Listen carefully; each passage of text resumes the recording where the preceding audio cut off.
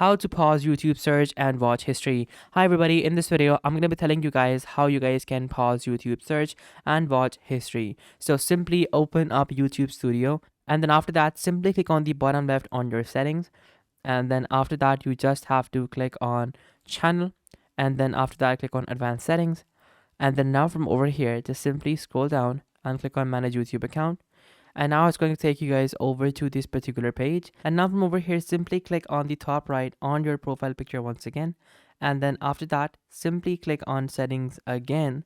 And then once you guys have done that, click on view or change your Google account settings, and then now from over here click on the left side on data and privacy, and then now from over here just simply scroll down and now simply click on YouTube history, and then after that it's going to take you over here.